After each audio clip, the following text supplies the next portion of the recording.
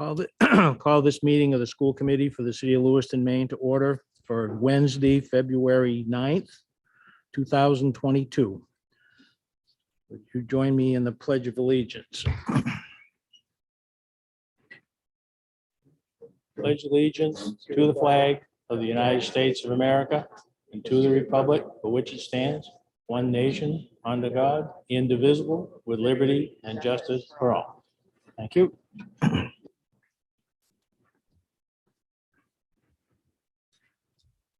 The next item on the agenda is school committee member introductions.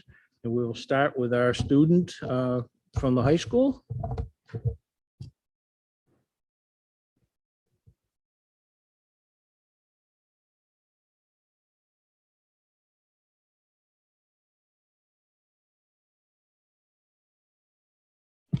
Megan Parks at large. Janet Bowden, Ward 2. Elizabeth Ames, Ward 3. Jake Langless, Superintendent. Bruce Damon, Ward 1. Tanya Whitlow, Ward 4. Ashley Medina, Ward 5. Megan Hurd, Ward 6. Paul Bopelant, Ward 7. Linda Scott, City Council Rep. Thank you, everyone. The next item on the agenda is the consent agenda. Are there any items that members want to remove from the consent agenda? Seeing none, the consent agenda is approved. The next item is public input. Members of the public may address the school committee for up to 3 minutes on non-agenda items now and on agenda items later.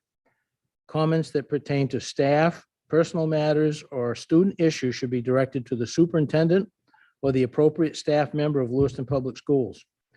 Public comments shall be directed to the school committee and be brief, non-repetitive, and related to the matter at hand. Before starting, please state your name, address, and affiliation to Lewiston Public Schools. Is there anyone in the audience who would like to speak to the school committee at this time?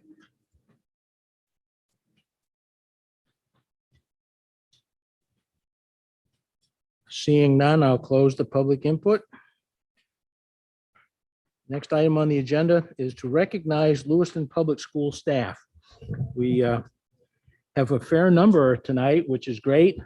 Lots of folks that are working hard and need to be recognized. And I'll turn this over to Jake to get started. So tonight we have a number of people to help us present and recognize folks. I'd like to start by inviting to the podium Principal Charlotte Nile, if I could.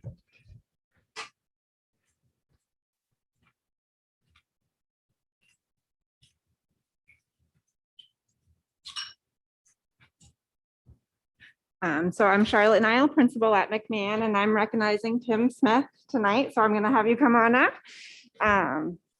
Tim Smith, he teaches grade 6 at McMahon. He's a strong and dedicated longtime teacher. This year, we've had a lot of transitions in our 6th grade staffing, and Tim has remained our constant and steady. And so for that, I am so thankful, as well as the rest of our staff and community. So he shows up to work every day with a smile on his face and ready to help in any way that he can. After school, you can find him running our 21st century program. And so he's working as from the moment he walks into that building until after a lot of people have already left. So he's very well known around our school community because of his amazing presence and leadership. And so we are very thankful for Tim. So thank you. Thank you. You're welcome. I think great project.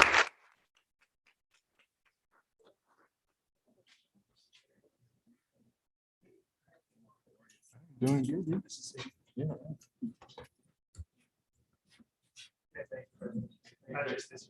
Thank you.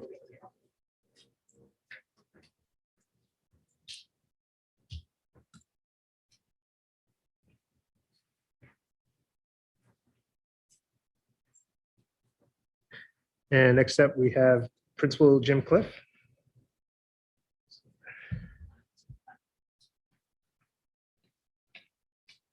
Well, I haven't been in front of this group in a long time and haven't been in front of this actual group at all. So glad to be here. I'm really excited to bring to you Morali Alteri and Lee Nyberg. They are Montello School's 2 duty aides. And their work is really, I mean, it's defined in a job description, but they really go far beyond some of the things they do on a daily basis. They take all our supplies out to teachers and take all the requisition slips and keep our supply closet orderly. They, being duty aides, they really do have one of the toughest jobs, which is they are in classrooms every day for lunches and recesses across grade spans from kindergarten to 6th grade. And their schedules can change really on any given day at any minute. You know, where we need them is where they go, and they always do it with a smile. But at least to me, they always do it with a smile. But the real reason I brought them here tonight is because some of the work that they are doing at our school and in our community simply goes unnoticed and people wouldn't be aware of it. And one of the special projects that they initiated on their own and have really grown over the last couple of years, they have some tremendous contacts in our community with nonprofit organizations and some pretty well-known businesses. And in their work, and really a lot of it, I suspect happens outside of their working hours. They are doing a lot of connecting with folks and talking about the needs of kids in Lewiston. And because of them and a little project, which has really become a big project, kids are not going without basic needs met. And they have established basically a clothing center at Montello School for all clothing needs, and in particular, winter clothing needs and boots. And two of the really big people that they have done work with is the folks at the Walmart Distribution Center and Lamy Wellahan. And most recently, Lamy Wellahan delivered to us, I think, 100 pairs of high quality, warm winter boots. And so they've created a system in our school that when students need something, and we've contacted parents and talked about those needs, people can requisition that. And these two make sure that the kids get what they need. And if we don't have it, usually it shows up within a few days. And it's just the quiet work they do that helps kids to be positioned a little bit better for coming to school warm and fed and ready to do their best learning. And I'm just super appreciative of that work. And our students and our community are really appreciative of that work. And I just feel like people need to know about it, and you're worthy of the recognition. So thank you so much. You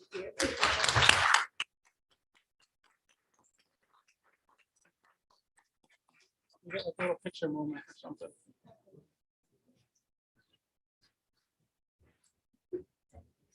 Member Boparlo.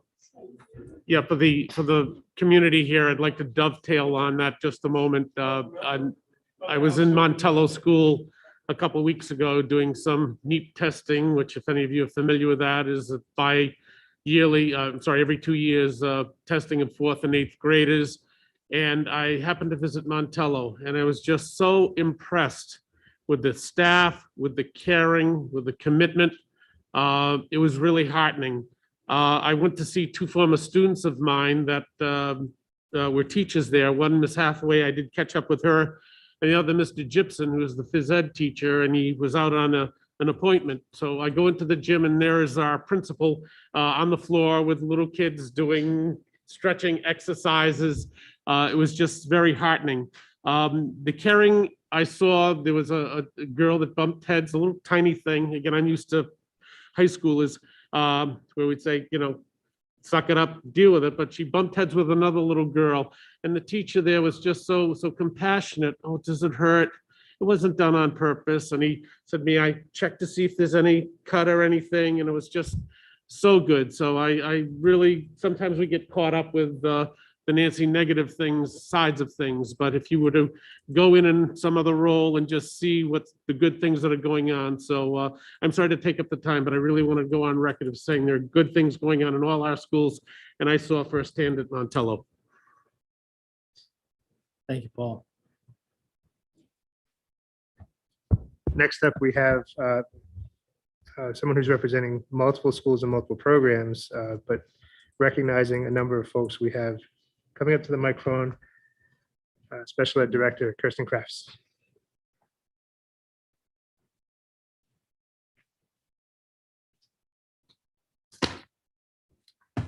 Hello.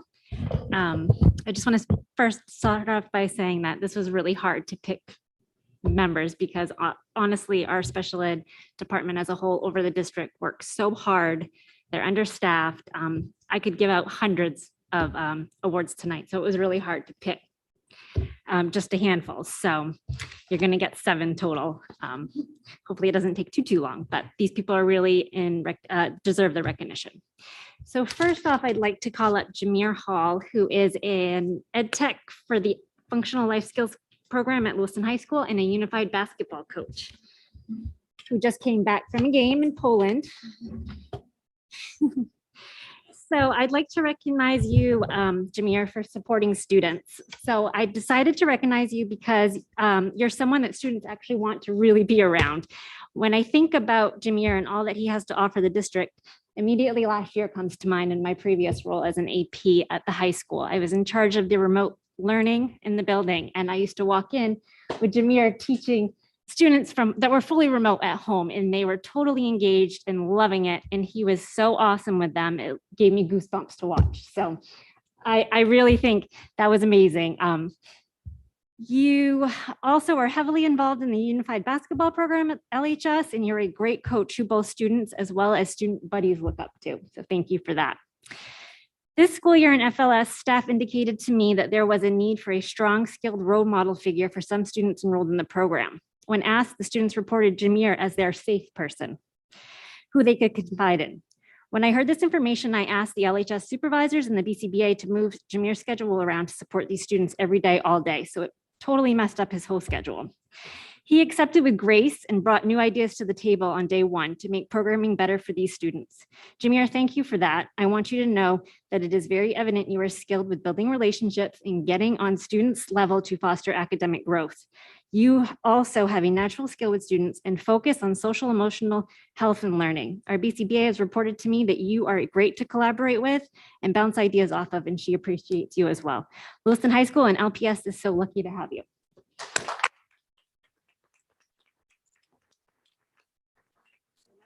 I just want to say thank you for the honor and thank you for the opportunity to be a part of a team that is on the precipice of something great of success. And I think if we can do it with the epitome of this city, the rest of America can do it too.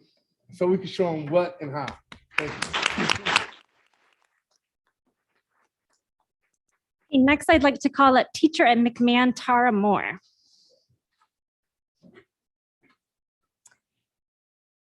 So Tara is a teacher in our day treatment program at McMahon. She is reported to be the backbone of McMahon Day Treatment Program. Tara is a staff member others seek out for support and guidance in her day treatment wing. The list of tasks that Tara does for the good of the wing that are not required of her is long. She is calm during a crisis and a problem solver when the problem seemed too great. At the end of last year, Tara and her team of BHPs, Elise, Brianna, and Liz, agreed to keep their 6th grade students for an additional year to help out the entire district. So they're currently serving 6th and 7th graders so that they could keep this program going.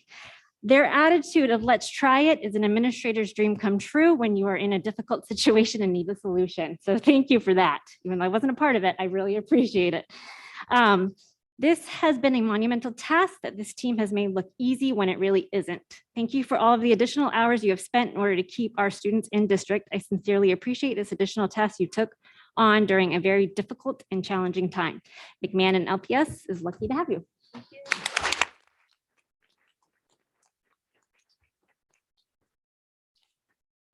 All right. Next, I have LHS special education teacher and content leader, Mike Hughes.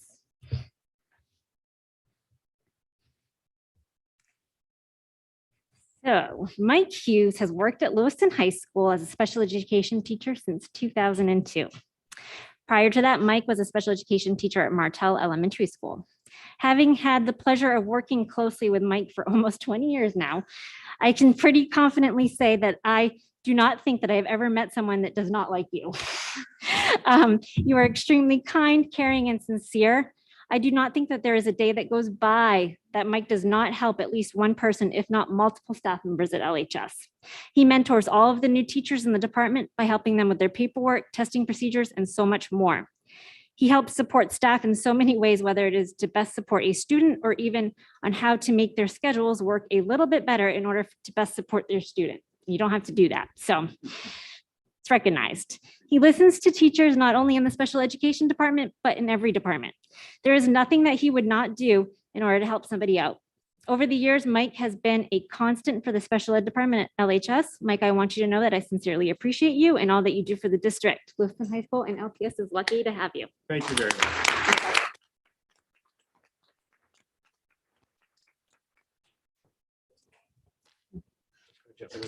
Oh, yes. I'm going to jump into, because when I went to the high school, there were many people that wanted to say words of wisdom to me. And Mike has been a long-standing man of wisdom as it relates to institution practices, a sounding board to bounce things off of. Even as a leader in the district, it's people like Mike that help every level be successful because of his grace and communication. So Mike, thank you for that. Okay, next up, I have my administrative assistant, the special ed administrative assistant for the entire district, Lynn Philbrook.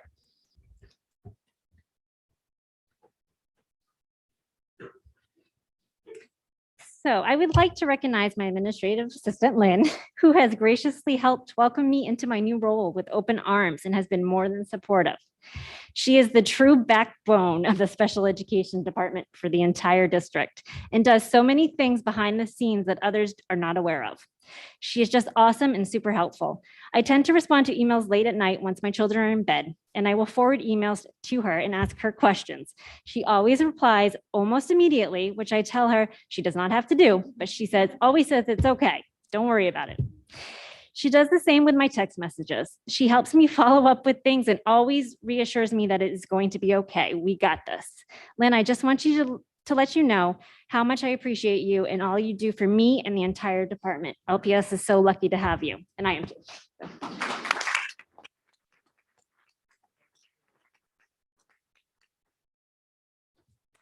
Next up, I am going to present my assistant, Anna Matthew, is not here tonight, and I'm going to present an award we kind of both came up with together that we were going to recognize one of our BCBAs, Katie Colasante. So if you could come up, please. I have to read from my computer because it didn't print.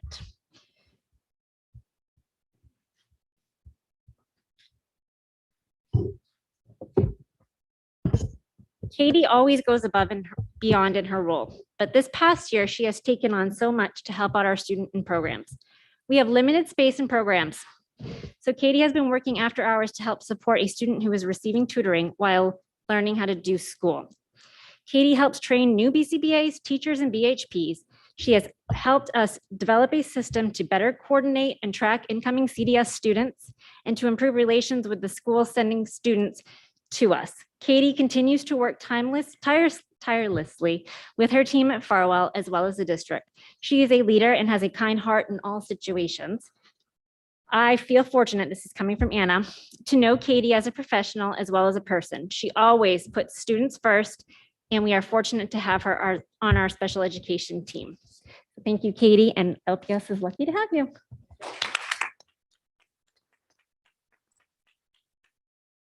And next up, I'm going to call up Lee Langless, who is our district clinical supervisor. She is new to this role. She came in shortly after I did, and she oversees all of the clinicians in the district. So she is going to recognize a couple of them tonight.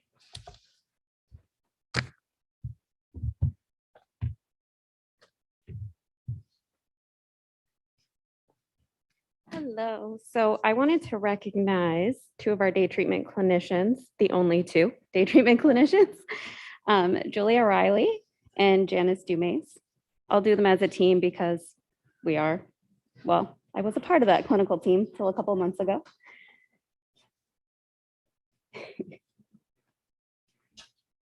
So one of the pillars of the day treatment program is the clinical care provided to the students and guide staff. Clinicians are a vital part in creating the care plan for students who have mental health needs but have not been able to find success in their past academic placements. Clinicians create and drive the treatment. This past year has been like no other for several reasons. We've continued to feel the impact of the pandemic and the staff and the students, and we are on the front lines of mitigating and treating that impact. The day treatment clinical team is supposed to have 4 clinicians and 1 supervisor. This year, the team of 5 has been a team of 2.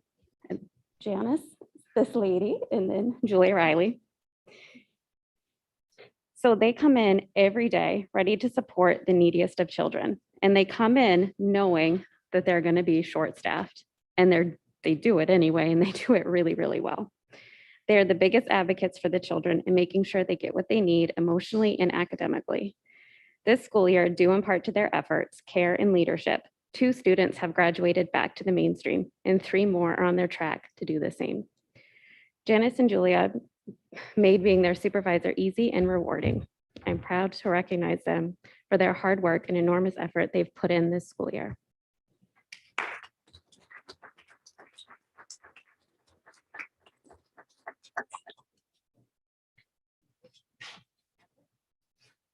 Thank you. Thank you.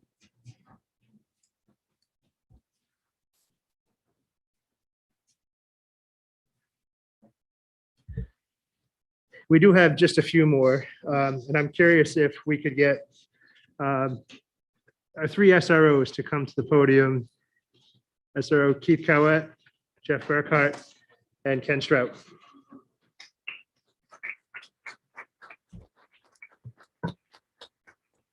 I would also be calling up, but he's doing a detail tonight, Roger Landry, who's also a great partner of ours in the work that we do. And he works closely with these 3 gentlemen who are in our schools every day.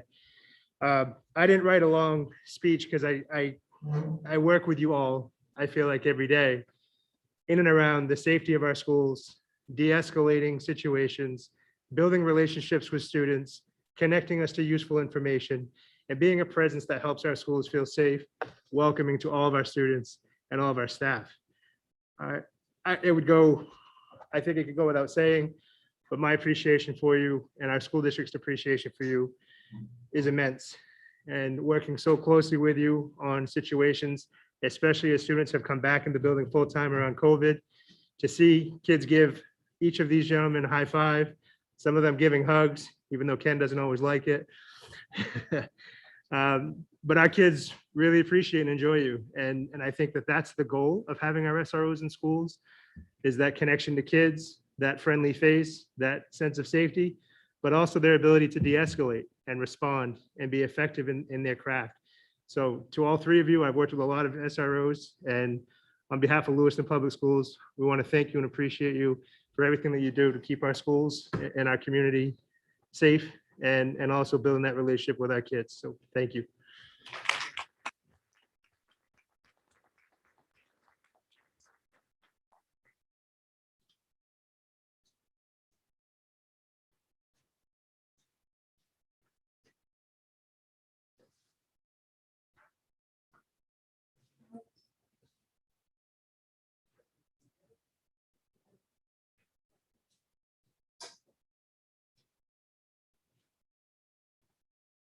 It's okay with the chair. I'd like to see if we can get, since we had such a big turnout tonight, because our past one had weather and we had some people not be able to make it, would it be okay if we took a big picture?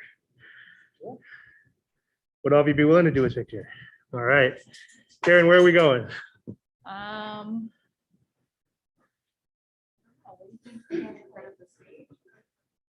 Front of the stage with the camera on. How about if we step out in the hall and find a good clean wall, and we'll be right back. And thank you all. Thank you, thank you, thank.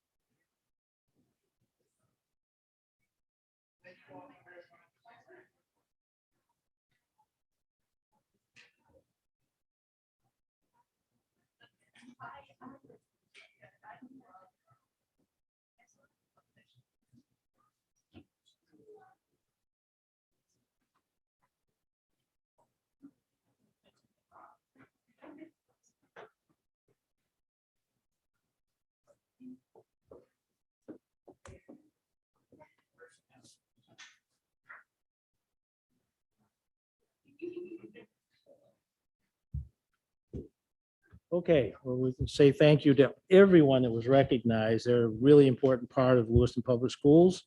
We'll move on to agenda item number 6, to receive and potentially vote on a field trip request to Bentley University. And as an old Bentley alumni from many, many years ago, that's exciting to see this. So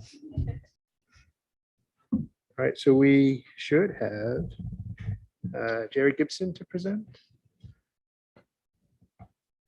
No, okay. Because we moved the date, I had been warned that there may be one that may not be available. maybe make it, we're gonna go with it or skip it? Pardon? Yes, Dave, do we have anyone for? Let's have him come in because the name on this is his assistant.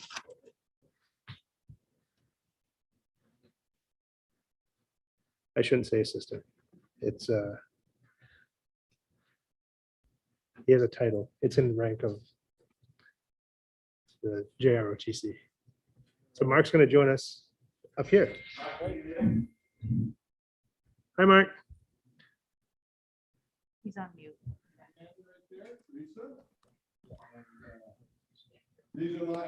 There we go. I think my audio is up. Can you hear me, sir? Mark, I don't know if you can hear us. We cannot hear you.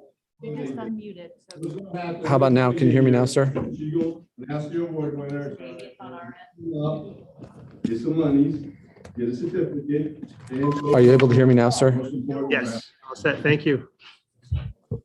I have to apologize in advance. I'm at another event that coincided with the school board meeting, so I apologize.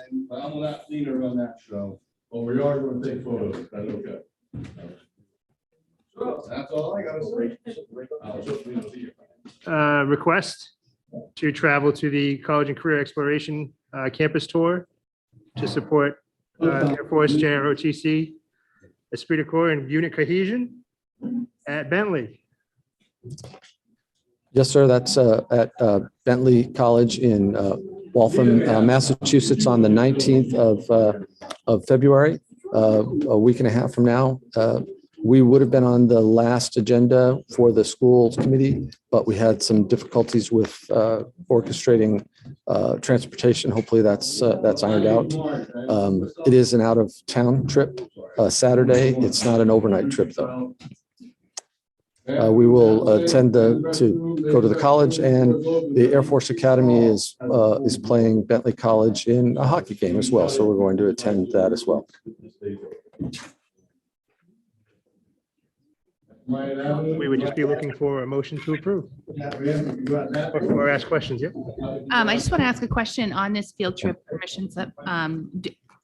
It says it's handwritten Somali and Arabic at the bottom. Are there translators needed for this field trip?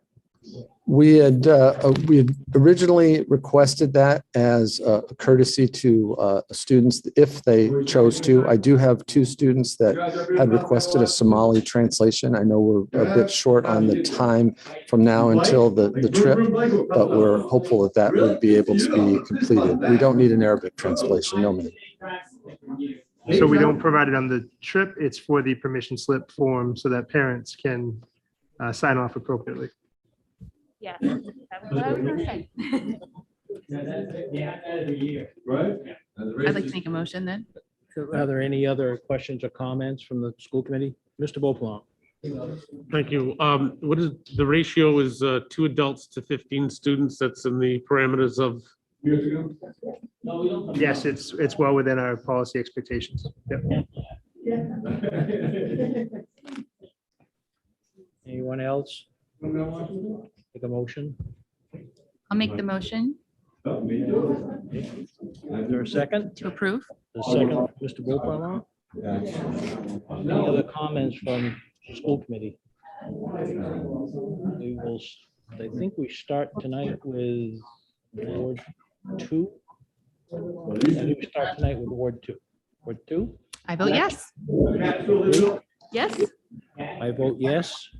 Yes. You stood up there, you can look at it. You can Yes. look at it. You know the cat's name? Yes. Yes. Yes. Yes. That's the guy. Motion passes. Mark, you've been approved unanimously. Congratulations. Thank you, ladies and gentlemen. We very much appreciate it. Have a great trip. Thank you, sir.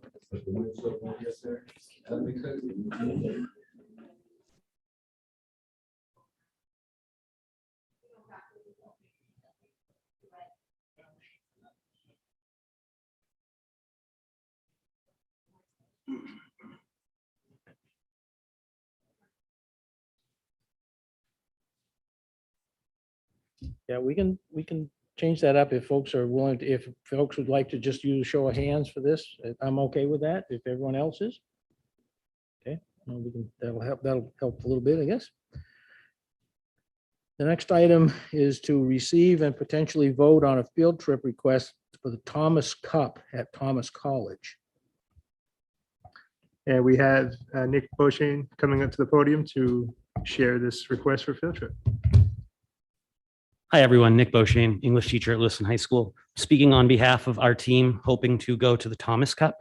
5 Lewiston High School students, among them Omar, our student rep here, are hoping to attend an event for Maine high schoolers in which 5 students compete in science, technology, engineering, and innovation competitions for the chance to win their names on the Thomas Cup and receive scholarships worth up to $10,000 over 4 years. Competition areas include cyber defense, esports, computer science, and crime scene analysis. All Maine high school students are welcome to participate, no matter your experience or skill sets, and we fielded this team of 5. Thomas College professors, staff, and current students will help these students succeed, learn, and have fun. And they'll also compete for that scholarship money as a part of this unique and rewarding opportunity. And this is before you because it's an overnight, just so you have that context. Questions or comments from the committee?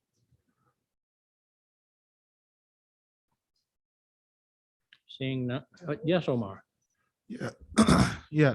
Like you said, I'm one of the 5 students that will be part of this. I will say that while Mr. Beauchene was an advisor with us, last year I also did participate in this, and it was quite the experience, and it allows students to delve into the different fields that it does offer, and I think it's an invaluable opportunity.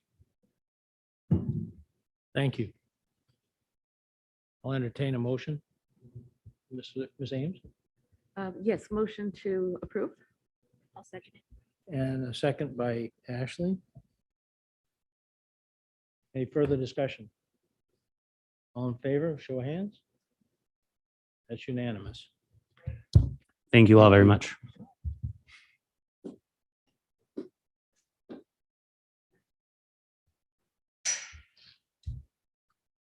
The next item on the agenda is to receive and potentially vote on a field trip request to the AVEC Contemporary Affairs Camden Conference in Orono.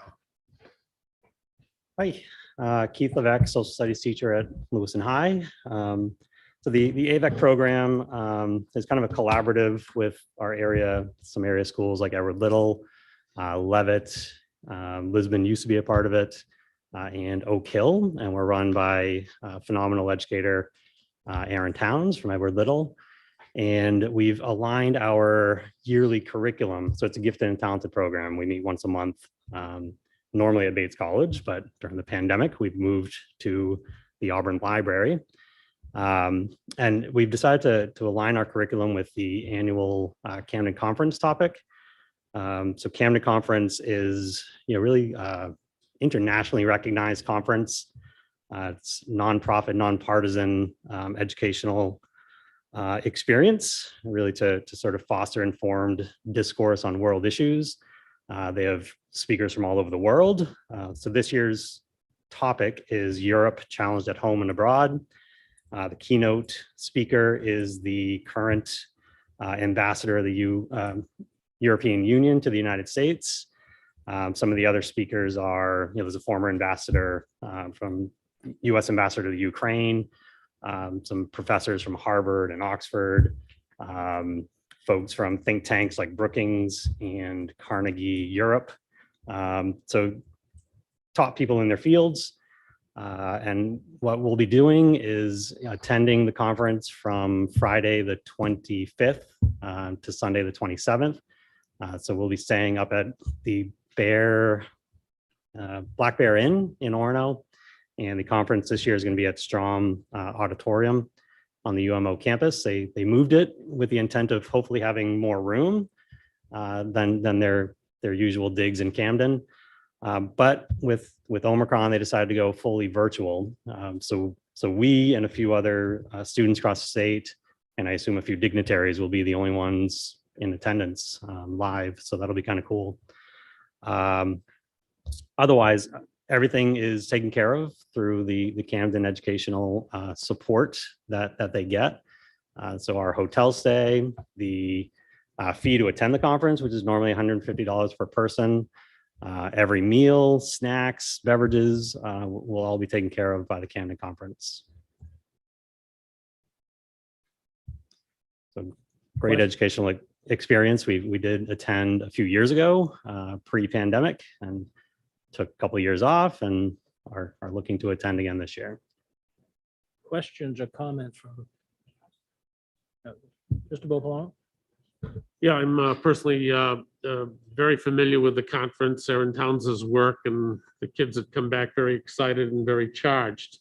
I'd also like to say hi to Mr. Levesque, a former student teacher of me many years Thank you ago. for your and tutelage. if he's associated with it, it's going to go well. So it has my blessing for what that's worth.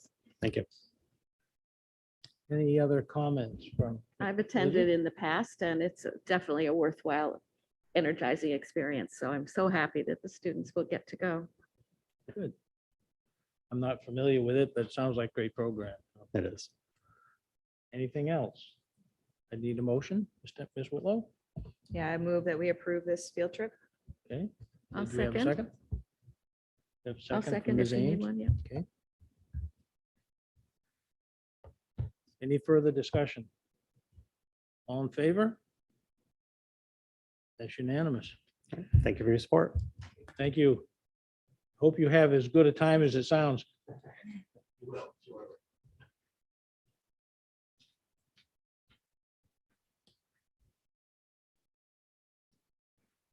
Next item on the agenda, item 9, is to receive an update on regarding the busing shortages. Superintendent? So really, this is just an effort to keep people up to date and to share some changes with you. Also, some efforts we're making to continuously try to get enough drivers to not have to make these morning phone calls almost every day, although all of our rides ran today, so that's a plus. No, I did hear from a student today that he got up late because I didn't call him. So I thanked him for that, and then I also apologized for that on both sides of those calls.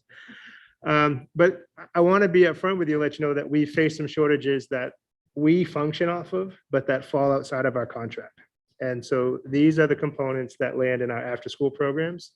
And so all of our elementary schools and our middle school and pieces in our high school have different supports after school that run as late as 4:30 or 5 o'clock in the evening, depending on the school and the program. And we bus those students as part of grant funding. And many of those grants require us to provide transportation. However, it's not in our contract that the bus company we work with will provide that transportation. So what's happened over the years is it's kind of an extra for them.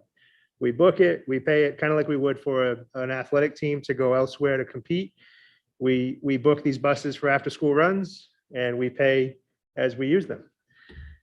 Well, with the recent shortage and consolidating of bus runs and the various very good things that our transportation department has done, and our bus drivers have taken on a lot to cover things and consolidate things as much as possible. what's happening is at the end of the day, they don't want to take another run.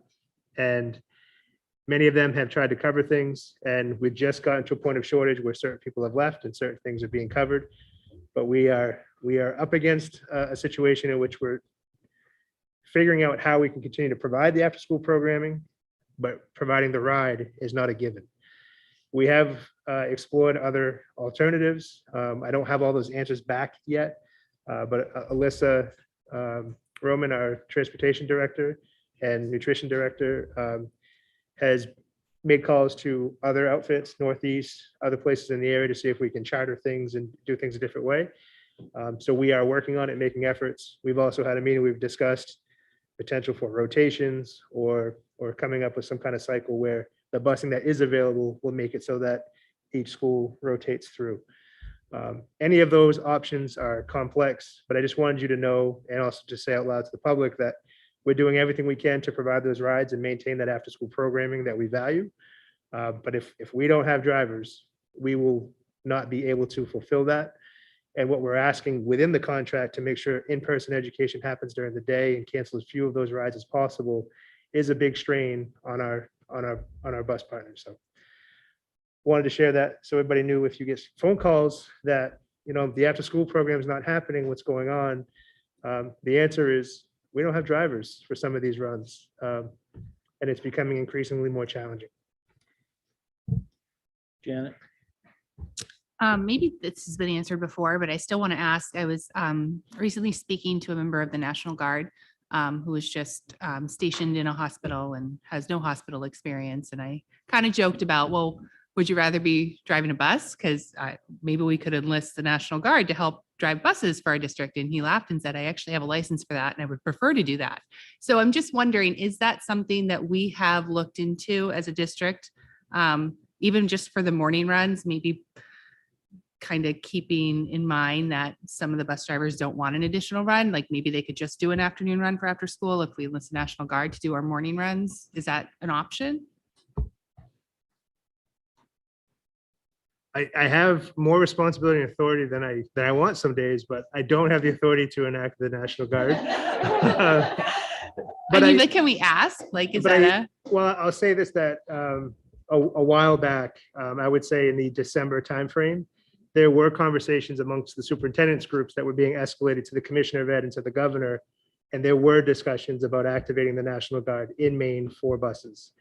Shortly after that, they alleviated a number of the rules and criteria for trying to expedite people to get their licenses and permissions to drive buses. And so since then, I haven't heard anything about it, but I can bring it back up. I think it's worth the ask. I do We got to too. try everything. Yeah, no, thank you. I appreciate it. I think we should ask. Council Scott? Thank you, Mr. Chair. So I question for you on this particular, and is there going to be any effect on any of the grants with this? Because some of this is written in, it's required to provide services for buses.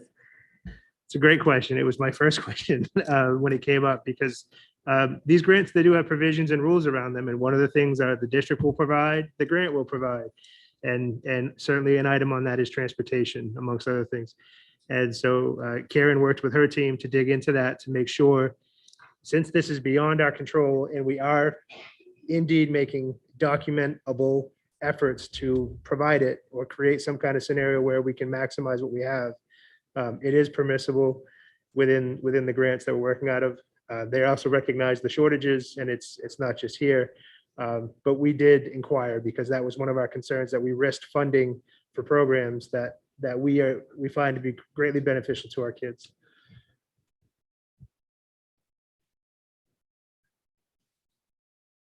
Other questions?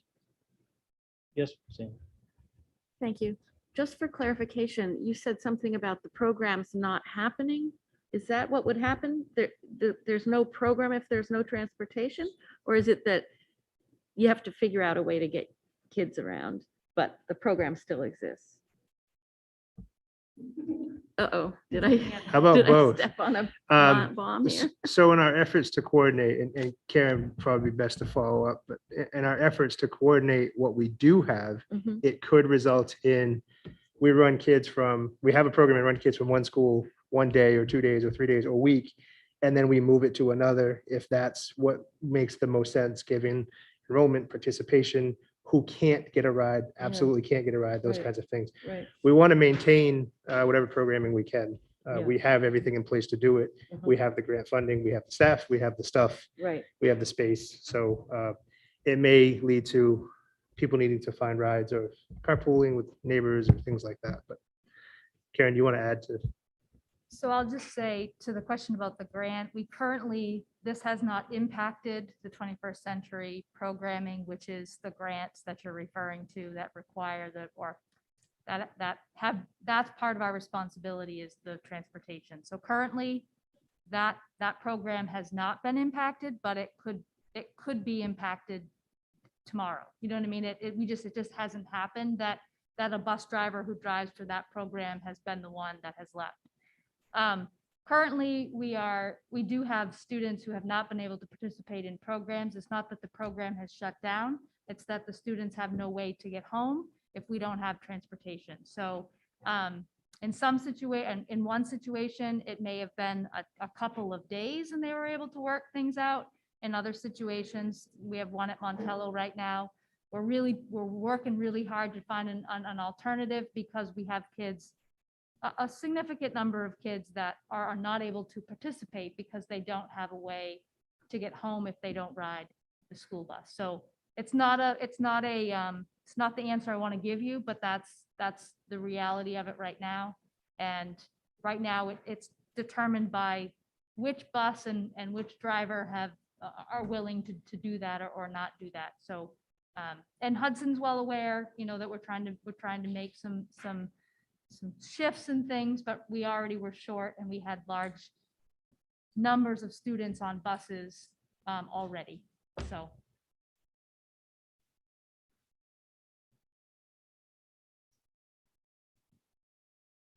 Anything else on this one? Mr. Gopal.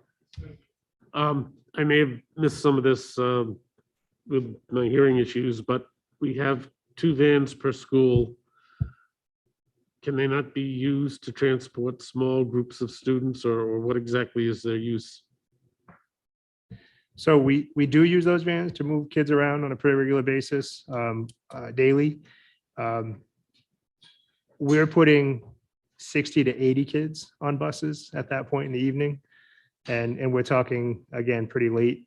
So the runs would be unimaginable, to be honest, because we can only put a max of 6 kids in those rides. And the younger they are, the more provisions they need. But so we do at times. And as you know, or shared with you, I don't know if you have a chance to see it yet. We recently shared some vans so that the city of Auburn Public Schools can move some students to special purpose programs so they can maintain their education and trying to just be good neighbors and help them in a pinch that they're certainly in with their transportation.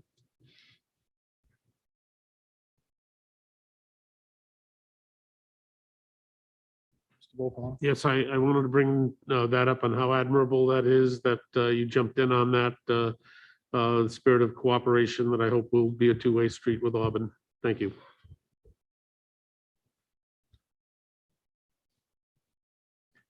Okay, anything else on that? Other questions, comments? We'll move on. Agenda item number 10 is to receive and potentially vote on a collaborative energy audit.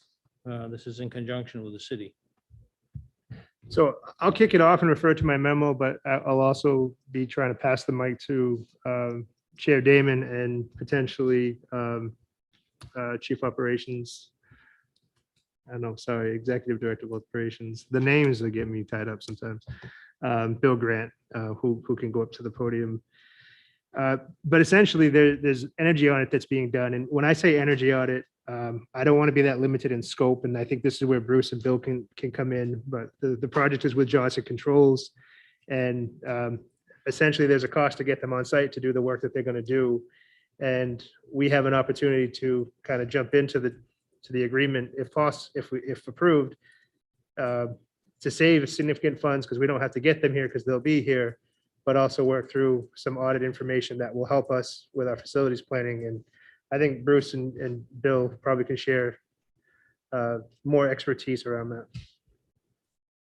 Yeah, back about 3 months ago, the city issued a request for proposals to do a full-blown energy audit of city properties.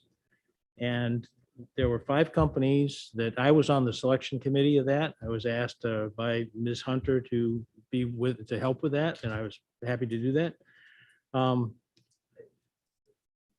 The energy audits really are a stepping stone towards our goals of really looking at our buildings from a much broader perspective.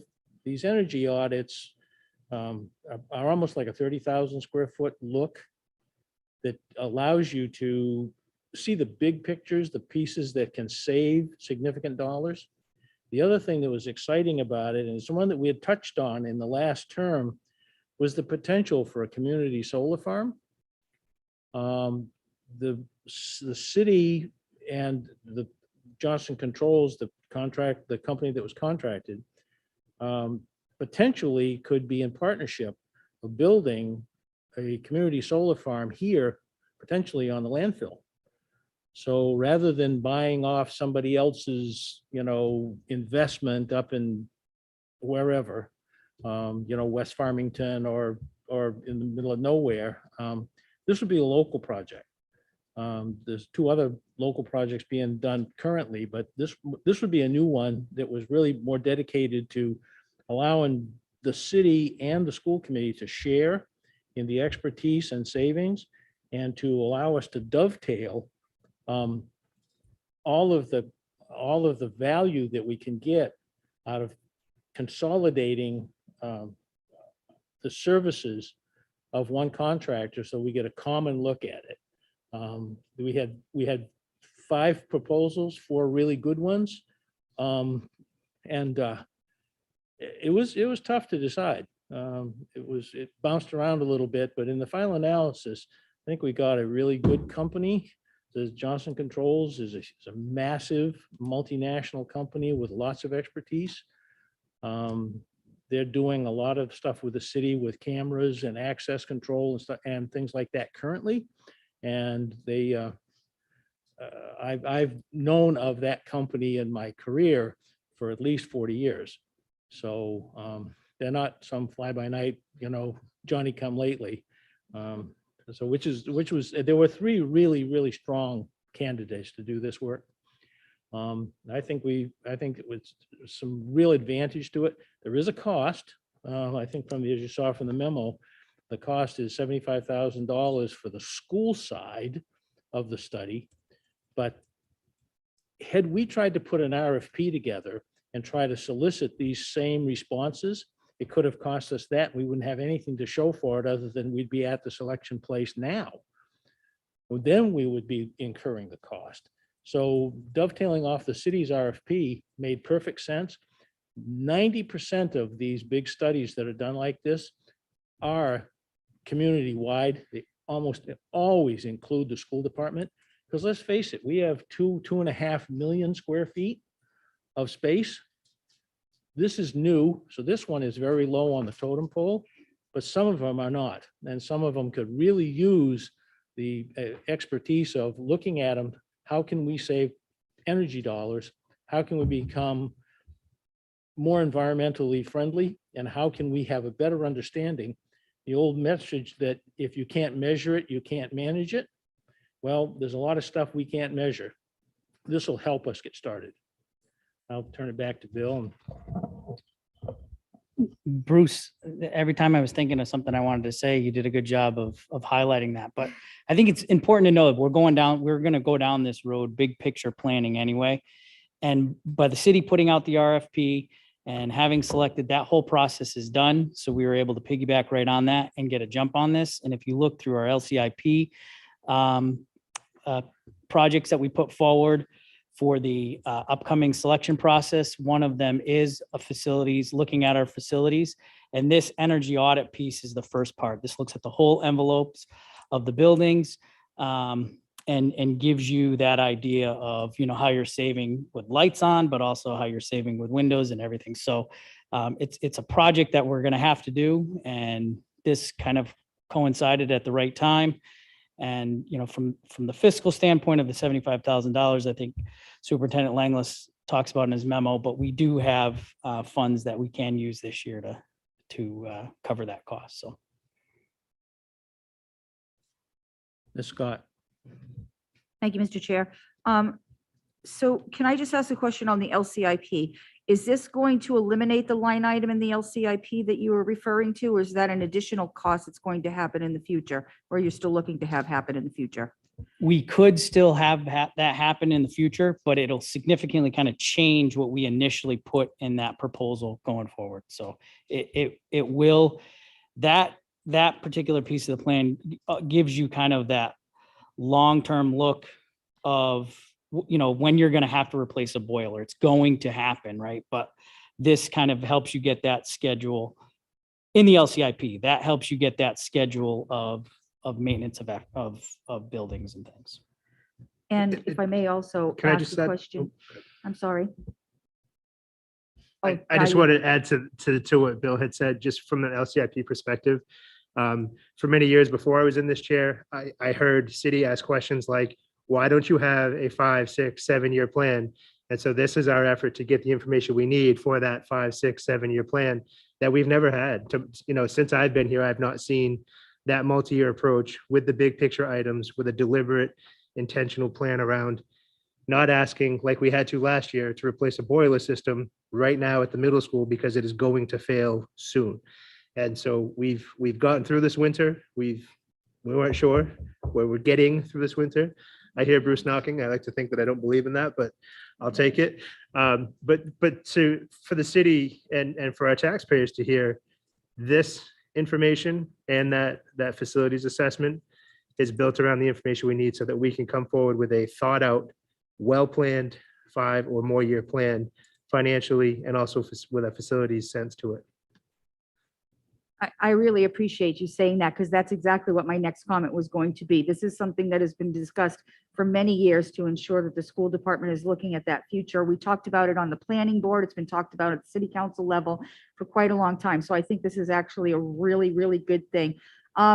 Is there the audit going to be brought to us individually or just to the city? I'm hoping that we're going to get one specific for the city and that they're going to come here also and do one specific for us. Very much so. And actually it's a pretty detailed process, because they'll be coming up every other week and they'll be looking at the buildings, but all of each individual Lewiston Public School building, including the Dingley building, will get a report out on that. So absolutely. Yes, Mr. Popov. Just to clarify, for the $75,000, they'll come into the facilities, identify the problem, propose a solution, and identify the cost to remedy the problem. Yes. Yeah. And look at what kind of, like with, energy audit things, what kind of things that we could actually have done that would be paid for themselves. So, sometimes with like solar farms and things, a company will upfront that knowing that, power and things are going to be bought. So with that is also this smart way to replace those utilities.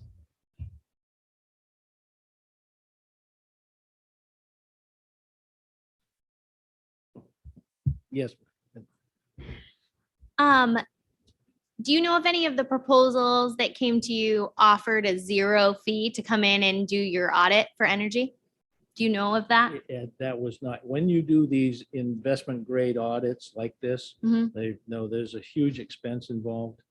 The 75,000 for the schools is I think it's the same for the city, right, Bill?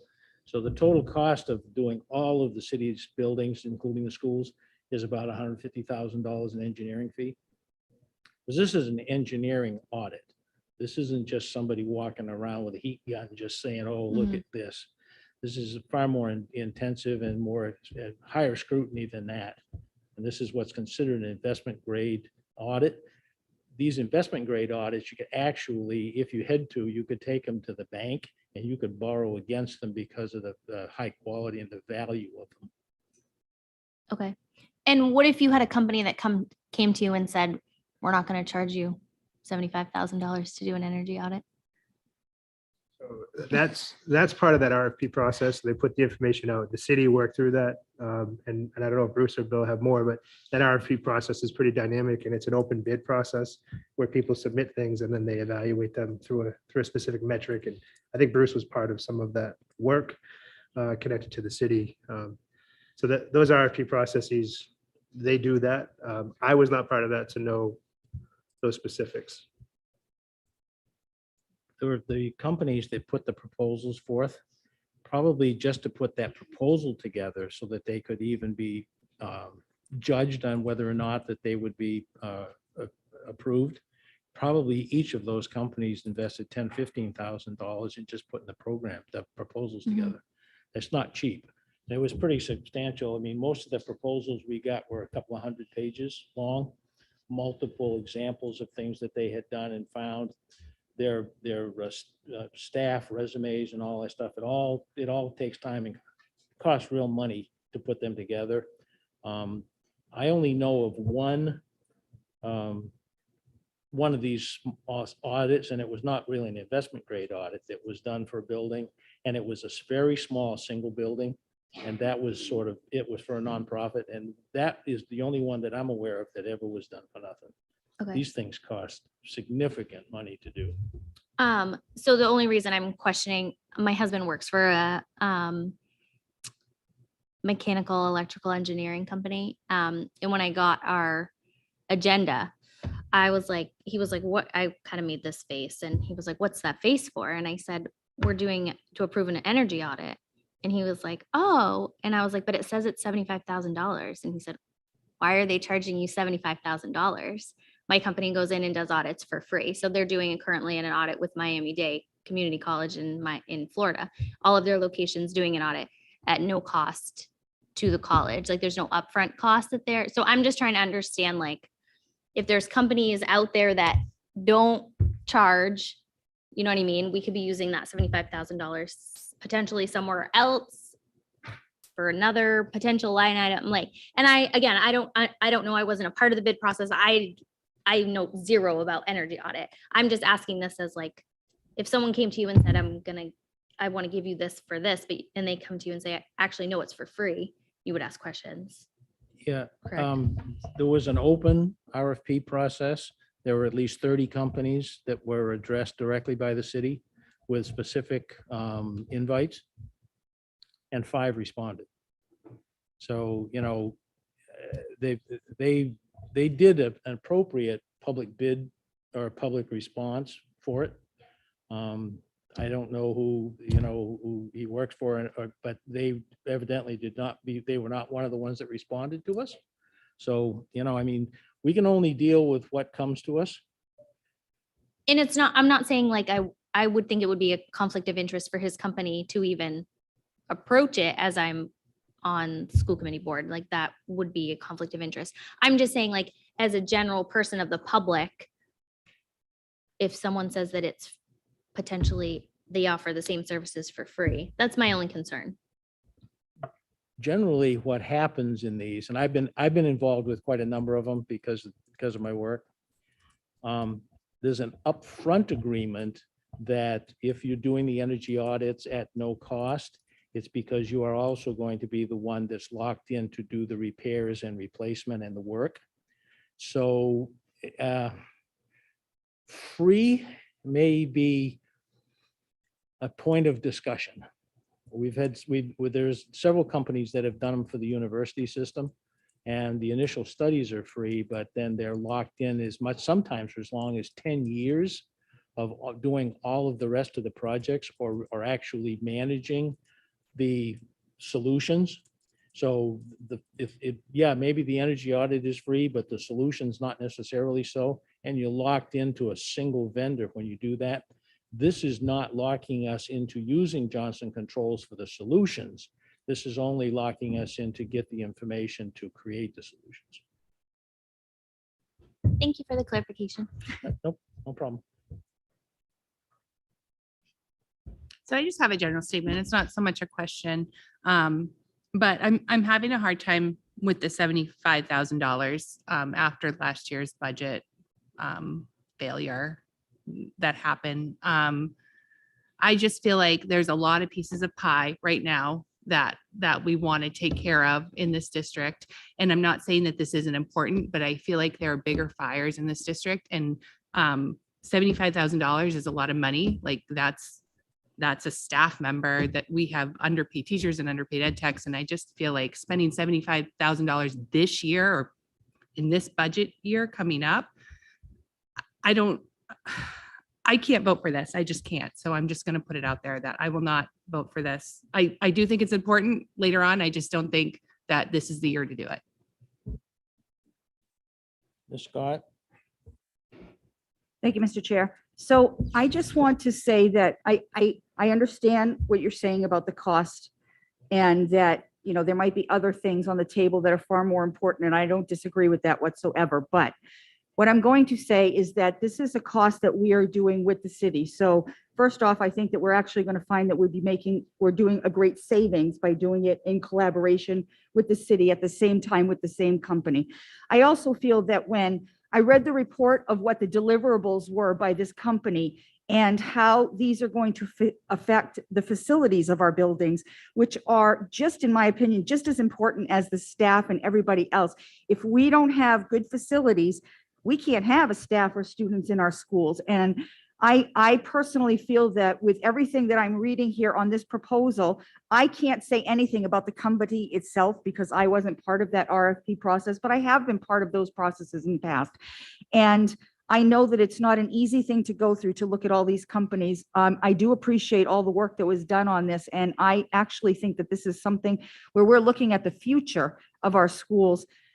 At some point, we have to make the decision to put money out to ensure that we have a future and good schools available. And if it can be anything that's going to help with energy saving, being green, or anything to that effect, which could save us money in the long run, especially with the number of solar companies coming in and this number of projects happening, I think this can actually be beneficial to our schools. And I'm actually in favor of it. Thank you.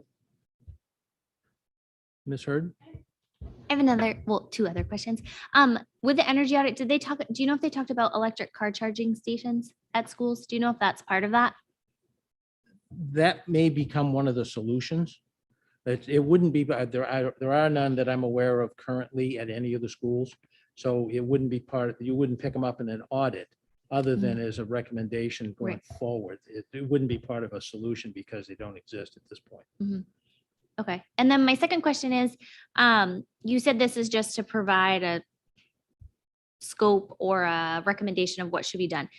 Then after this is done, does it go out to bid for local businesses to get the work? Like, how does that whole process work of who does the work after this report is complete and they hand it to you or whoever they hand that to, where does it go from there? Like, who decides who gets the work? Is it local companies? Because I see this company is out of like Manchester, New Hampshire or something like that. Are we going to put it out there for wouldn't we think we would want to give our local companies business like in the area, or like, how does that work? Yeah. Sorry. Part of it has to do with meeting all the metrics of the city's purchasing policies. Typically, any of these projects that are of any significant value would be a competitive bid process. And if companies locally bid on them, and we have an agreement currently with Siemens to do the maintenance on the school buildings.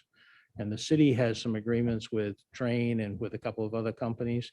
They're mostly those are local employees, even though they're multinational or out of state companies, most of the employees are local. As our company has done a lot of work for both of these companies over the years. They bid out most of their projects. They don't have enough, like everyone else, they don't have enough manpower to do it all internally. So they bid the stuff out. And the school purchasing policy, which Bill controls, and the cities, which is, I think, well, it was Alan Ward was doing it, but I'm not exactly sure who currently, but this is a very specific designed bid process for projects over a certain dollar value. So it would be that most of the work would locally be done. Just to add to that, there's federal procurement procedures depending on what the source of the money is. And so there's both federal, state, and local policy and rules and laws around how we request proposals, how we measure those, how we come to conclusions by committees, especially for your bigger projects. And so we end up with a lot of local vendors. We also have some smaller things that our own maintenance staff can do. Or we work with our other providers like Siemens to do something with our heating and ventilation system because we contract with them for annual maintenance. But yes, it can be local, and we do often do that. And just as a point of reference, and Bill probably has some of these other numbers as well, but the electricity bill for the school department, now this is not for the city, the school department is something north of 600,000 a year, Bill? I'd have to go look, But it's in It's a that lot. range. It's in that range. So if you can make some significant savings, you can save that $75,000 pretty quickly. I just want to follow up, Meg, because you asked a good question.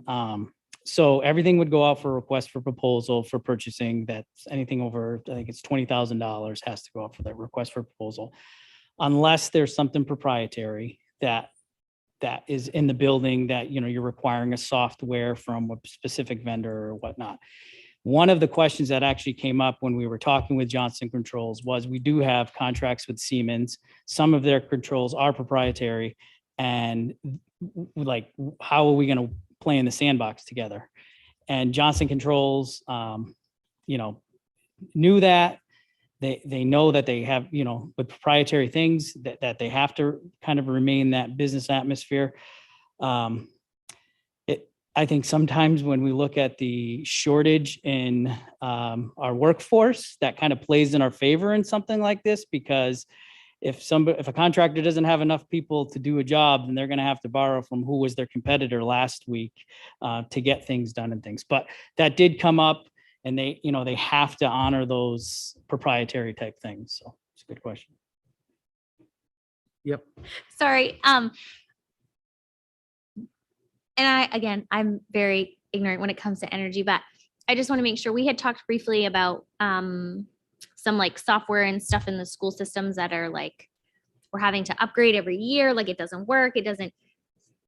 Is that the same with energy? Like, and I don't know how energy works. I don't know how energy changes, but are we going to spend the money, all of this money to upgrade our schools to then have 2-3 years down the road, we're looking at having to upgrade again because what's good now is not good 3 to 5 years later?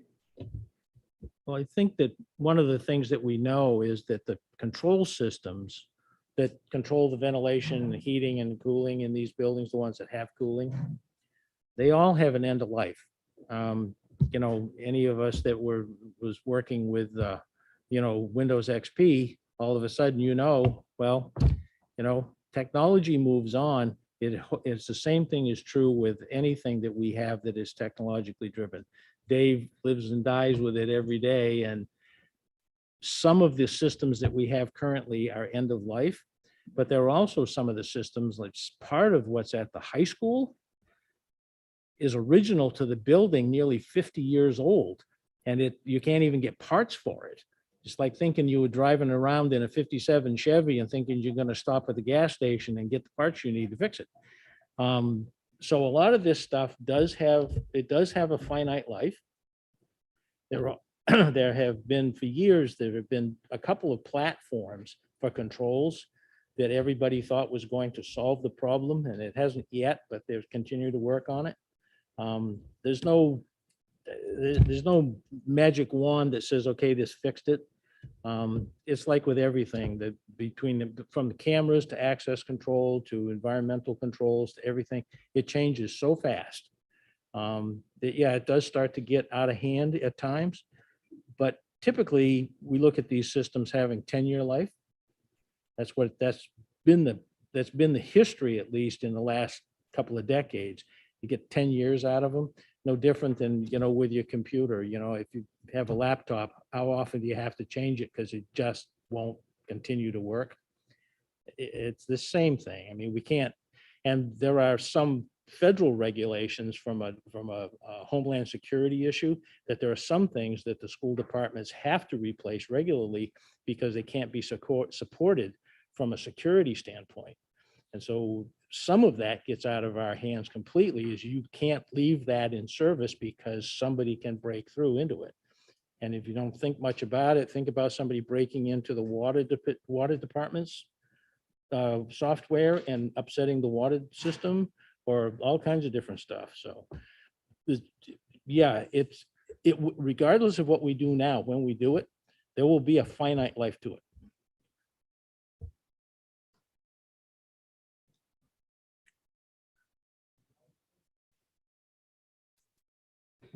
No, I would just think that as we do these plans, that is going to be in our mindset.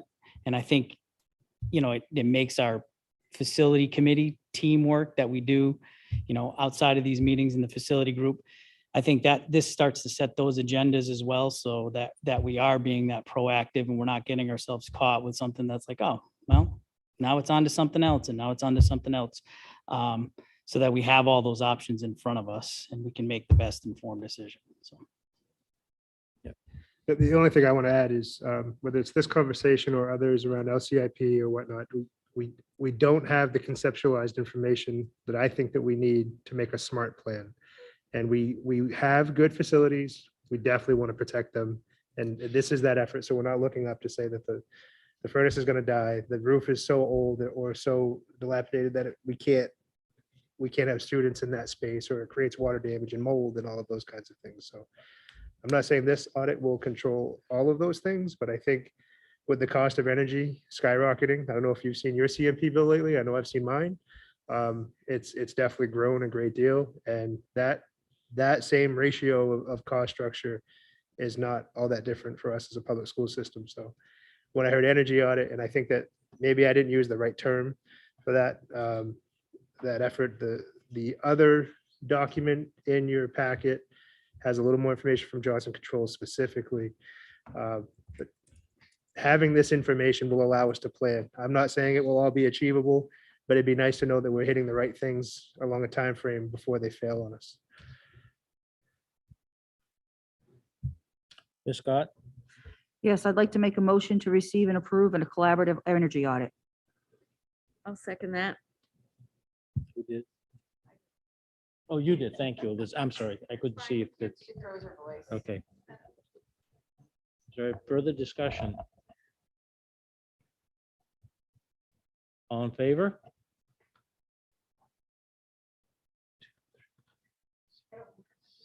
It's 8. Opposed? 1.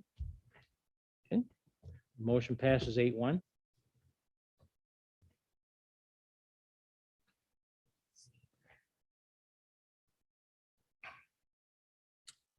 The next item on the agenda is to receive information regarding a Yale study opportunity to engage with student behavior and interventions. So I shared in the packet just a brief outline, but I copied and pasted some language from them so you had an idea of what we're looking at. Bringing this to you for a couple of reasons. One is we have been using, putting our feet in the water with mood meter and other work around Yale. For those of you who were part of the committee last year, we talked about the meta moment and being your best self. And we kind of walk through a process that we're trying to initiate with students, particularly young students, so that they develop this skill set to work through identifying where they're at and how they make decisions around modifying behaviors. Yale has been a great partner with us. They provided us a lot of resources. They've offered trainings. We've participated in things. They're doing some new work as the pandemic and obviously happened or today is still kind of going on in some senses. They've done a lot of work around developing systems to support students, but they're looking to partner with us because of the work that we've done. And the reason I bring it to you is to say, one, I'd like to acknowledge continued effort around social emotional learning in our district and working with Yale. But two, to let you know that there's a voluntary opportunity for some of our staff And we've looked into this, and the voluntary opportunity is all within the parameters of policy. But there's a stipend that goes to teachers who participate with Yale from Yale, no cost to us. But where there's a compensation component and its work around SEL that's specific, I just wanted to make sure that the committee was on board with that effort. And if you look at the memo, there's some details there, but really it's working towards a process where there's a checklist that will help guide anybody and everybody with the effort from students up through adults, working both with each other and also our young ones.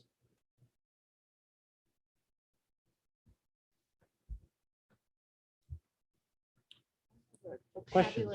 I have a vocabulary question. I don't know what Cassell standards are.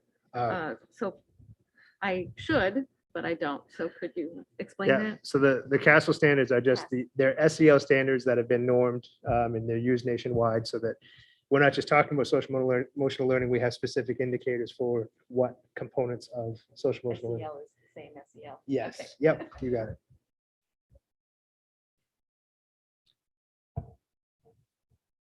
Omar. As a member of the district equity resource team, I've had the opportunity to look at the various SEL progress and process throughout the district, especially at the high school. And so I think that this is an immense opportunity for us to improve and build upon our current progresses, as well as to increase the use of SEL practices at our district, which would be an immense benefit to all the different schools, especially to students in the future. So, yeah. Yes, Ms. Whitlow. So is there any cost to this, or is this just a collaboration? It's just a collaboration, but those who voluntarily wish to participate from our teachers' perspective, there's, I believe it's a $600 from Yale to the teacher for what might end up being a little extra work on the side to prepare some lessons for students or using the tools they're developing and providing feedback. No cost to the district. I just want to say that I think that this is actually a really exciting opportunity. I think social emotional learning is really important, especially for kids starting at a young age. I think I mentioned it back at our workshop. So I just want to go ahead and make a motion to approve the Yale study.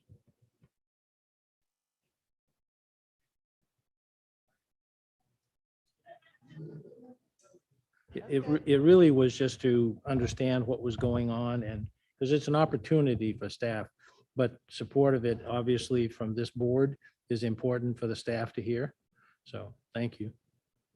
Other questions or comments? Go ahead, Tanya. Yeah, so if the teachers are receiving compensation, that if it's not from the school district, that's not something that needs to be negotiated.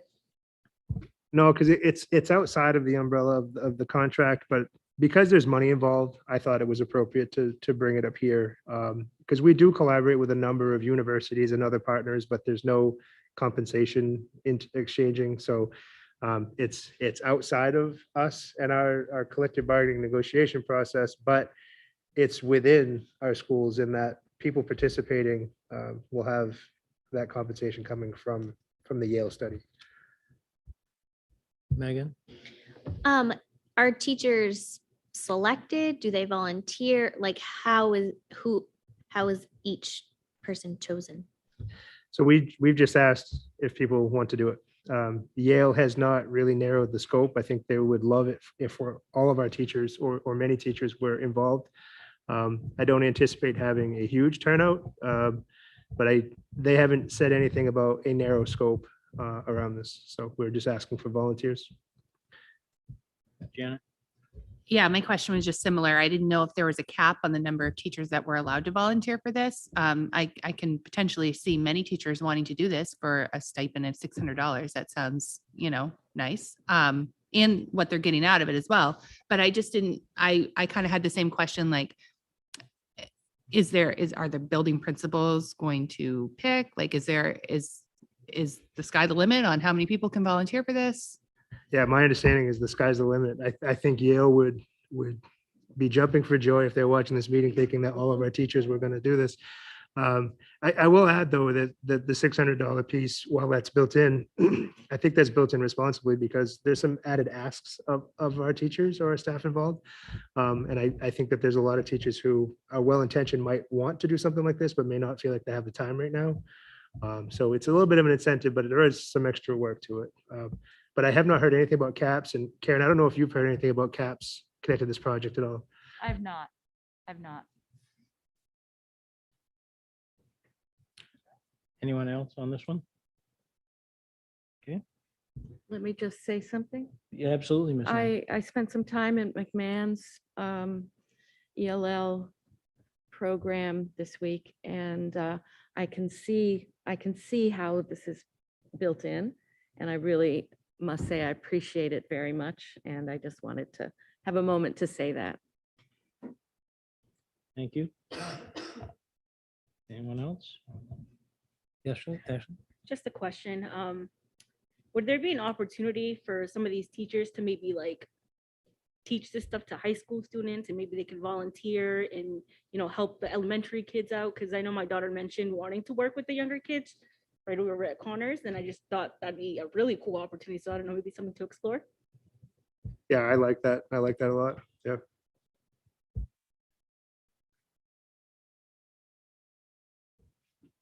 Anything else? Okay. Agenda item number 12 is to receive an update on the mission, vision, and goals work. Superintendent.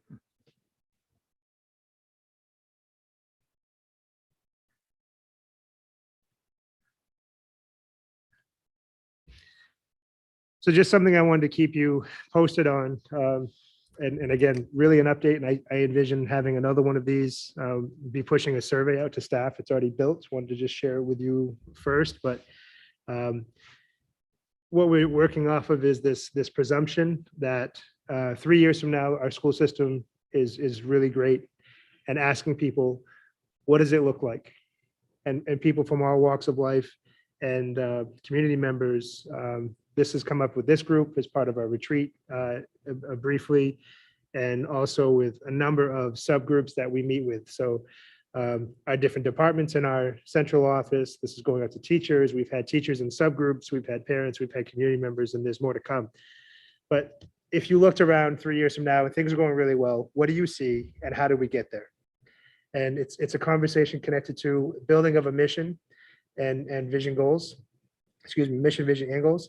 And my goal is to continue to gather that data and look for themes. And as those themes develop, start to package them together, and through our budget process, start what I think will be a multi-year approach to looking at what dollars are we spending attached to what themes that are emerging, and having the ability to assess that and share that publicly. It's not something we've done in a visual sense before, but I really think it's critically important. But I wanted to share some things that are emerging already from the staff that have been involved, and certainly more to come, so it's not complete. But to the bottom of the memo, and we'll be talking about these things, excuse me, a lot in our budget process. But these are not unfamiliar things to this committee. Improving special education. We're hearing that a lot from all walks of our community. Growing resources for student pathways. Again, that how do I get to graduation and what supports are there? School safety is coming up quite a bit. High quality instruction and making sure that the resources and training is in place, as well as the supports, and equity for all. Those are, again, some dominant themes that keep coming up. We have a lot more input to get, but I also want to share that as we've gotten these pieces of input, we continue to collect others. They're feeding into our thinking as we formulate the budget presentation that will come to you with an introduction the first Wednesday in March, and then we kind of dive in the Monday following.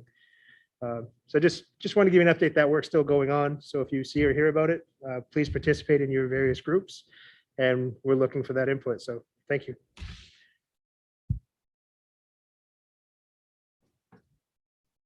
Questions of the superintendent on this? Seeing one.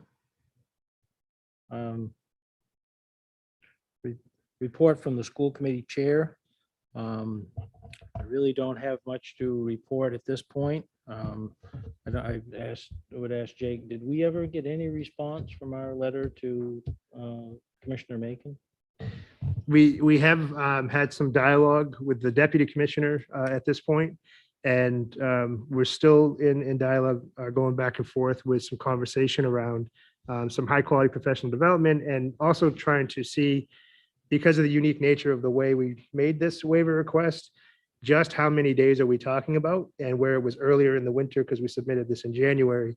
Some thinking around, let's continue to talk about it and see where that goes. So it's been sent. There's an exchange that's happening. I don't have a resolved answer yet, but we're still continuing to have that conversation. And it may spill into the March timeframe, in that how many days are we talking about, which might play into the decision-making factors of the Department of Education.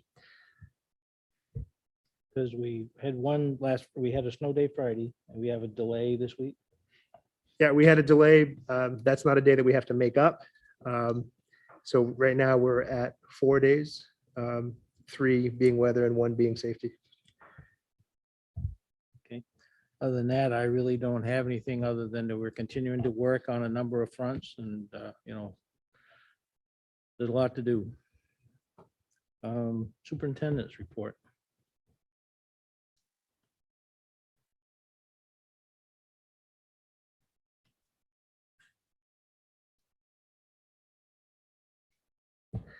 So I wanted to share a couple of things coming up.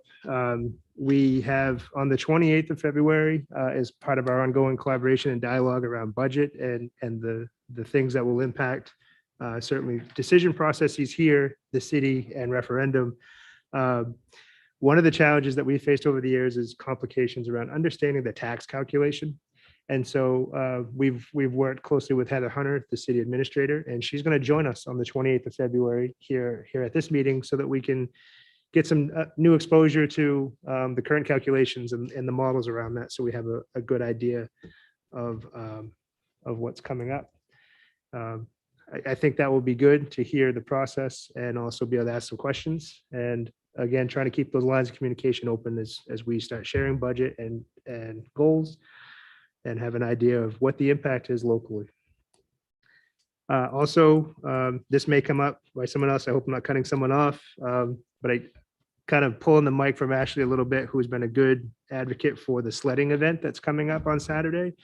And I'm just going to stop there. Just want to make a plug that that's happening, and we keep sharing that out. And Ashley might want to add more detail when it comes around to the open announcements. I did have a note here about Member Beaupont visiting Montello because he wanted to share. But I also want to give some feedback to this committee that there has already been and much appreciated communication that's coming from this committee, both to me, but also through buildings. It's a nice shift in practice, and I really appreciate it. So to all of you sitting here, and for the public to know that there's good communication happening, I think it's important to the work that we do, and that's how we get better. So please keep that up. I did want to talk about a date to complete our retreat. We have some things that we had gotten to and some things that we wanted to continue. And so I wanted to have a discussion at some point here soon about how or when we complete that work. I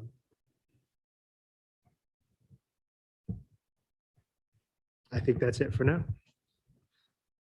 Were you going to try to find a date? I would like to find a date, and I know that the vacation is coming quickly, so it may have to be just after. I'd like to do it either before or as early as humanly possible, end of February, early March.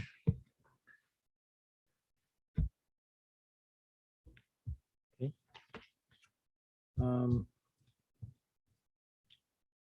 Report from City Council Rep, Ms. Scott. Thank you. I too won't take away from Ashley, but I just want to personally thank Ashley for all the work that's been done. And I'm looking forward to your announcement soon on what's happening this Saturday. But I will mention that the City Council did vote unanimously in approving of the name And I would like to point out that the Lewiston Youth Advisory Committee worked so hard on this, and I was part of that process with them, and I cannot tell you how impressed and professional they were. I was blown away by the work that you guys did, and Omar, it's amazing. Thank you. And to your whole group, thank you. I did want to report that last week, one of the things that we discussed was the Heads Up Pedestrian Safety Plan. The city has been awarded 2 grants based on the recommendations around pedestrian safety in our community. And one of the priority locations, there's 2 priority locations that were identified, but one that pertains particularly to the schools is the 5 Corners, the Central Sabatis Street, Ash Street, Webster Street, and part of this grant funding is going to be approaching the students and the staff at Lewiston Middle School to have them to be part of the discussion on how to make it more safe crossing that particular intersection and around Lewiston Middle School. And I was pleased to hear that the kids were part of that because they're the ones that are on the street walking those streets, and they should be a real big part of that conversation. And I was happy to hear that that was happening. I also wanted to report out that Mayor Shalene was hoping to be here this evening, but unfortunately he had another commitment because we had to move the date of our meeting. So he would like me to announce that he is seeking to establish an honorary in-residence writing, music, and art position. This can be found on the City of Lewiston's website. And what he is seeking is somebody, a Lewiston High School student with a passion in the respective areas of focus, such as writing, music, and an art position. There are currently applications available on the city website, and Mayor Shalene is happy to have some of our students be recognized, not just a poet laureate, but to really get more art and music. And I'm hoping a drama student as well involved in that, because I think we should hit all of the arts, especially around the opening of our new wing at the high school. He thought this was a good opportunity to really focus and show attention on some of our great artists that we have in our schools in all the art areas. I believe that's it, all that I have. At this time, I do have other things that I want to ask, and I'm not sure where we ask because there is no other section, but there were a couple of things that I wanted to ask about, and I'm wondering when there may be the best time to ask a question about something, particularly in respect to our meetings and the Zoom options now. I think we could take that up under the future agenda items. Okay, Linda. I thank think that you. would be an appropriate place for it.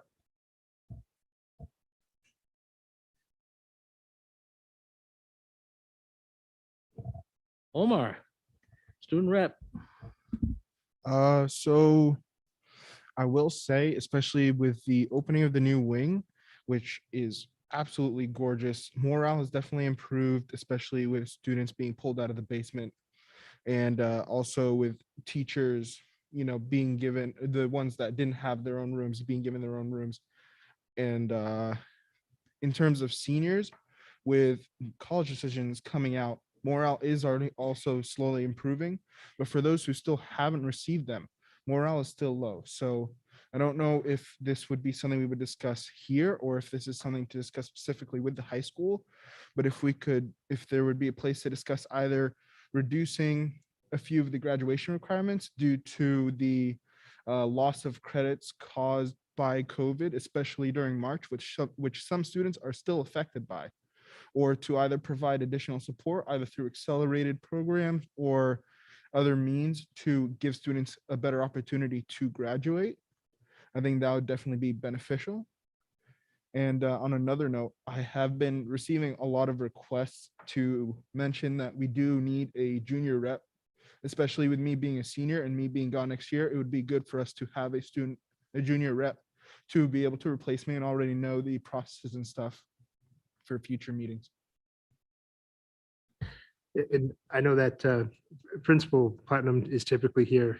He is battling strep. I don't think he'd mind me sharing because he can barely talk. He should be back soon. If not, if he wasn't today, it'd be tomorrow.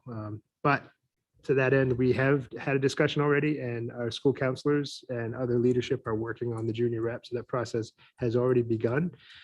He also has let me know that he's putting together a committee to talk about graduation requirements for the current year so that he can review. The first step that he wanted to take was to look at the information that was pulled last year, because this discussion came up last spring. And just from a historical context, In 20, we reduced the graduation requirements some because the classes had just begun for the semester. And so we looked for ways to peel that back. And also made note from a common sense perspective that the infamous procrastination window for kids had really been pulled away because of what happened in the spring of 20 with the pandemic. And so there was a modification to graduation requirements for that 1 year only. Last year was the year after, and there was a good data study done on how many students are at the or beyond the 24 credit threshold versus how many would benefit from a reduced threshold. And the data, I don't know if people here recall, it was actually surprising that if you went down to 18, it impacted almost no students. And if you went down to 16, you struggled to meet the state criteria. And that's when you started to hit that bubble of students that could benefit. Being 2 years in, that information could shift. So I look forward to hearing more from the high school staff, but they are working on that.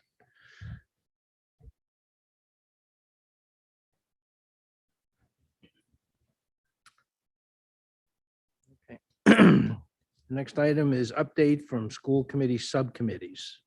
We have subcommittee chairs with reports. Ms. Whitlow. Sure. Omar, I do want to say that what the things that you're bringing forward are spot on, and it's stuff that we need to hear. And I think you're representing your class and the students very well. I'm sorry it's taken a year for you to get in front of us. But so negotiations, we're still moving forward with the teacher's contract.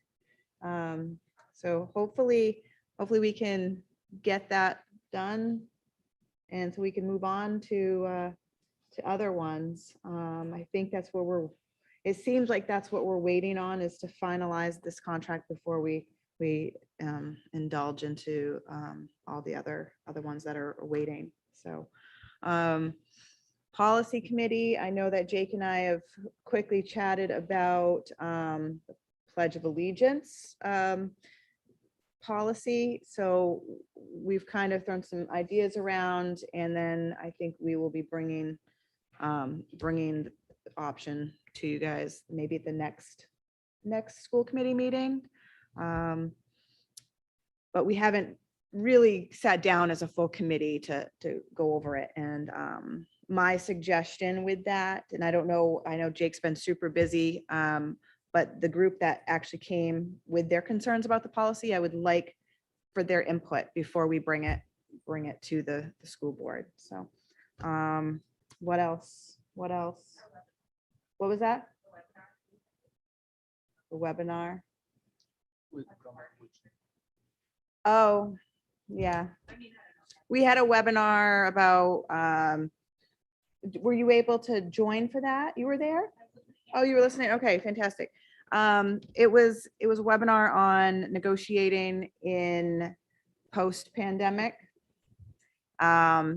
It was okay. You know, I think the biggest thing that I took from it was the connections that I made to other superintendents in the area, which was lovely.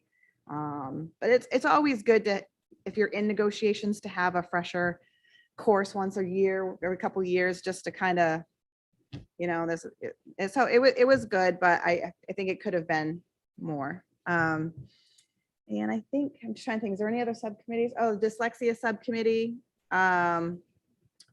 Last meeting I was in Florida, so I couldn't meet, but I met with Ms. Paquette and Ms. Williams today before the meeting, just to kind of go over where we're at with dyslexia and what our next steps are. And so this was just kind of like a brainstorming session, but I think we're trying to figure out what is our next steps. You know, we've done XYZ, where are we going with it? And so I think soon I would like to present, you know, more about what we've done and where we're going to the whole board. And I'd like to do that before budget season. So you'll hear more about that. Mr. Bopal. Yeah, the curriculum subcommittee, I'd like to give the Assistant Superintendent Paquette a heads up that I will be contacting you to set up some sort of format. I know the last committee did not get to do social studies. I'd like to probably start with the report on that, and you'll basically be educating me on the needs and wants and things we're proud of. So expect a call. Thank you. Counselor Scott, did you have something or? I just want to thank you on the policy committee, Tanya. I really appreciate that you're thinking about those students that came and presented to us as being part of that conversation. I think that's extremely important, and I'm glad to hear that that's happening. I know that we may not have an update from every subcommittee, but just for public consumption, we've had can I use the word plethora or many meetings here as a committee to talk about some different student disciplinary items and other negotiations and schedules and things like that. So we've stayed quite busy, but I do think it's time that we get into a schedule with our subcommittees and also our ad hoc or superintendent subcommittees that we all know about and has been approved. So we need to start collecting those. And just as a reminder, if the chair of each subcommittee could continue to do that work, and as one of the priorities for your next meeting, if you're able to, is to figure out what the charge of that subcommittee is as your group convenes. For some, it'll be a repeat of recent things, I'm sure, but we have some new ones too. I think that we have to establish the charge and then invite others to join the table and go from there.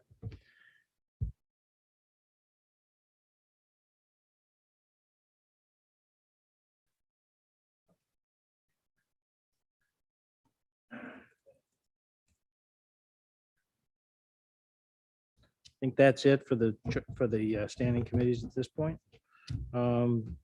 School committee community announcements. Ms. Medina.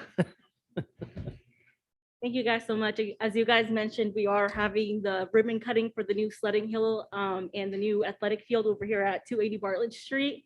Really, really excited about this. I believe in summer of 2019, Healthy Neighborhoods held a community event where we asked community members what they really wanted to see in the community as part of the choice work and choice grant. And a lot of kids said, hey, we'd like a new field, somewhere we can play, but also somewhere we can go sledding in the summer. So I mean, in the winter. And so, you know, I'm really, really, really excited to see this come together. The community support has been absolutely amazing. We've received donations from Lewiston Police Department, Webb's. We have Lewiston Housing donating hot chocolate, Italian Bakery donating donuts, and they were still accepting donations for warm clothing over at Hayden's Kitchen. And then if you guys have any sled donations, they're collecting that over at Rainbow Bicycle on Lisbon Street. So yeah, I'm really excited. It's from 1 to 4. So please tell everybody, and I hope to see everybody there. Thank you. Ms. Bowden. Yeah, I just wanted to announce that tomorrow night at Lewiston High School, 3:30 and 5 p.m. There is the Battle of the Bridges for the Lewiston girls basketball team. It's their final home game of the season, and they're playing Edward Little. And it is also senior night. We have 2 very special seniors that we're going to be recognizing. So it's always a good time when we play Edward Little. I'm really hoping that teachers and students and just the community comes out and enjoys the game. So. Ms. Whitlow. I just had a question about the sledding. Are you guys needing volunteers to help with things? Yes, we do need volunteers. Yeah. I can have Ally email you. That would be great if they could email all of us, just in case. I'm trying to get my kids to go, but they're in high school and they're like, no, mom, we're not doing that. But I don't, for some reason, like I want to be there. And so I would love to help out. Yeah, definitely. And if you guys want to be on the Healthy Neighborhoods mailing list, I can definitely make that happen. So you guys can just know what's going on in the community and spread the word and stuff. So that'd be awesome. Ms. Parks. I have a question, backing up to the last thing about subcommittees. I wanted to check in to see where we were at with recreating the Dropout Prevention Committee that also addresses alternative education for students who are not doing well in our schools. And then I have a second thing. Yeah, just we need to do it. It hasn't started yet. Okay. For community events, this Friday night at 5 p.m. at the Green Ladle is the benefit for Jonathan Moran, who is a sophomore, I believe, at Lewiston High School, and is currently going through some significant medical issues. So there'll be a benefit at the Green Ladle, 5 o'clock this Friday evening, open to the public.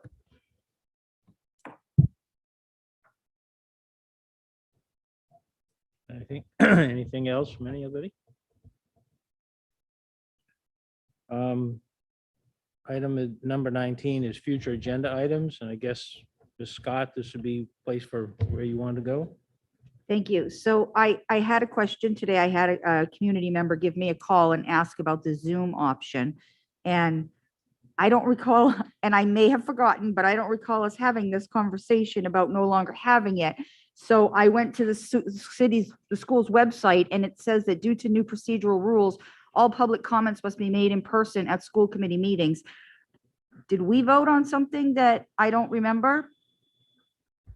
So it was something that's been in discussion for some time, and the emergency order that was in place around having Zoom participation obviously was lifted, and then the last committee continued to move forward with those with what I was under the impression of was the intention of getting away from that.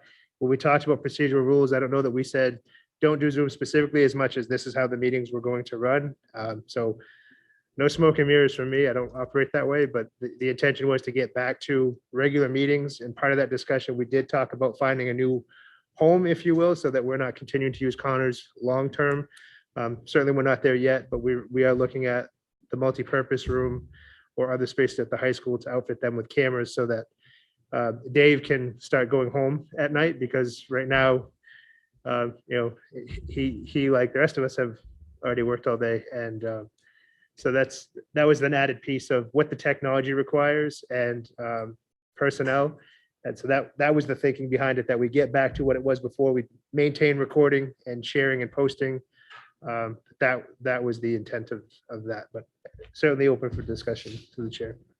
So I don't disagree with it. I just would like to ensure that we get this out to the public so that people know. I think that we should even have some of our local Facebook pages, like the parents page on and some of those places, just to let people know that, if that's not an option that's available anymore. And if they want to speak to the school committee, to come here and speak publicly, but they're also welcome to email us and let us know if they have information they want. I just wanted to have that information put out again for the public. Yeah, I could push that out this week. Not a problem.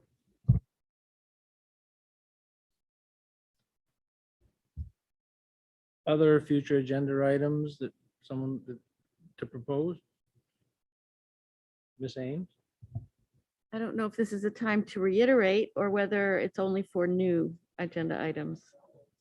I'd like to reiterate the need for the graduation requirements to be clarified, to be communicated early on enough for students to be able to figure out how to do it. So sophomores and juniors need to get information that they're currently not getting, it seems. Thank you. Yeah.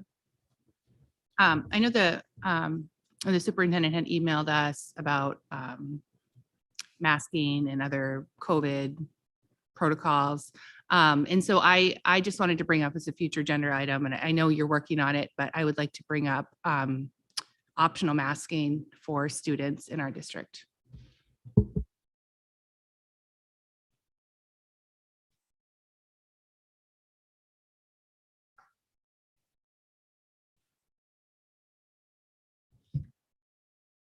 Anyone else? We'll move on to agenda item number 20, to enter into executive session to discuss a personnel matter in accordance with 1 MRSA 4056A. Need So a motion? moved. Motion by Ms. Whitlow. Second. I'm sorry, who was the second? Janet was the second. All in favor? Thank you, everyone. We'll take a